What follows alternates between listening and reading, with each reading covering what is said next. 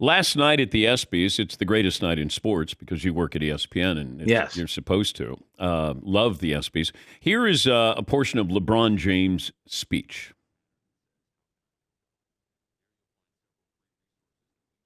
LeBron James' speech. Everything to the game still.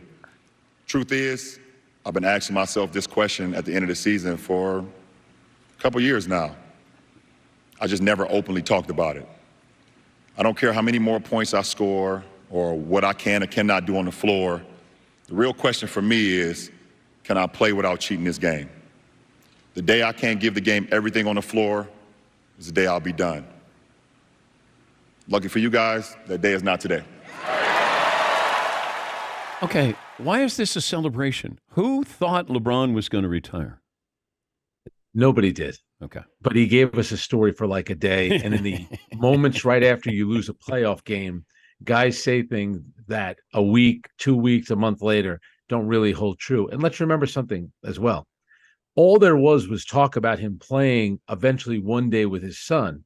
His son is going to be at USC this year. If he stays 1 year, then LeBron will have a chance to play with him 2 years down the road. After talking about playing with his son all this time, you get eliminated by Denver, and he decides in that moment, I'm done. No one ever believed that. No one believed it for a moment. The thing, too, is, though, when he said cheating the game, I think the players today, they look at it a little bit different. I think LeBron knows at his age and the way that he plays and to stay healthy, he could probably give you 60 solid games during the regular season.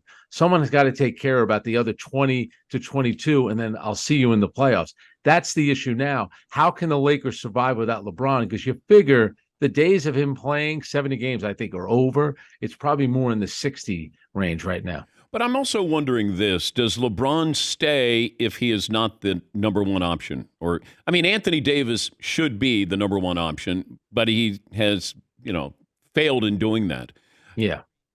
I think he wants Anthony Davis to be the number one option. That's kind of part of the problem. You watch the way the guy played during the playoffs. I'm talking about LeBron. He was still a dominant force. It's amazing on the one hand that at his age he could still do this, but I think there's part of him that says, come on, guys, somebody else needs to do this. Let me be part of it. Every once in a while, I'll have a great game. Because even when they were winning some of those playoff games, it wasn't like LeBron was giving you the 38-point triple-double. He was still playing well enough. He still makes those around him better, but he still needs a little bit of help here at this age. Yeah, but I wonder, could he be a second or third option? Like, would his ego allow that to happen? Because he's become a jump shooter. He doesn't want the wear and tear of going to the hoop anymore. He is settling for jumpers, and he's not a good jump shooter. But I wonder, Anthony Davis could be the first option. They're not going to have a second option. But I wonder if he could get into that role of, like Chris Bosh did in Miami. Exactly. Where he became a third option for the betterment of the team.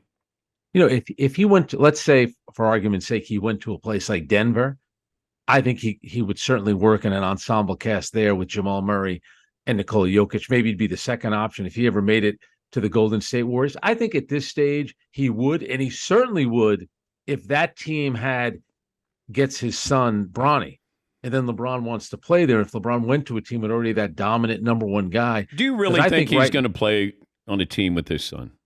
I think, you hear Brian Windhorst talk about it all the time. I think LeBron still wants to win a title, but I think the thing that would make it unique for him is to play with his son. Because remember, he's probably not going to get the 6 titles that Michael had, but he's got the all-time scoring record.